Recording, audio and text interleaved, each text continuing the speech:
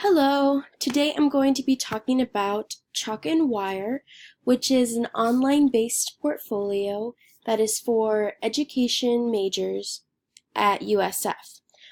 Basically, it is a space for mandatory online submissions that will be held over time, so that way when we submit all of our requirements for our education degree, it'll all be in one place for us to look at. So I will take you around the site a little bit and show you what I usually do. So we'll look at my portfolio for right now. So on the portfolio, it shows that all of the assignments that need to be done over the course of my time at USF. So it has a little key where it shows what is submitted, what is overdue, what submissions are due now, and upcoming submissions, as well as resubmission requests. A couple of the things that I really like about the website is that it has this key atop here that displays what is really, how many assignments that I need to submit, how many I've already submitted, ones that are due now, and the overdue assignments. It really gives me a good look at when,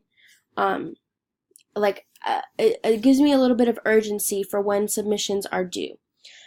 So these are the courses that I've already submitted with the green, and they've already been checked by my professor. So for example, I'll go into the ethics training, and it'll show that I submitted it, and I really like that because I would like to have security in my submissions, so that is one thing that I really enjoy.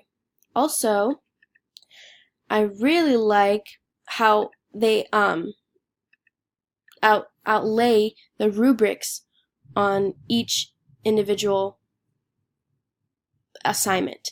So if you click on it, it'll show you what the rubric looks like, which is pretty cool.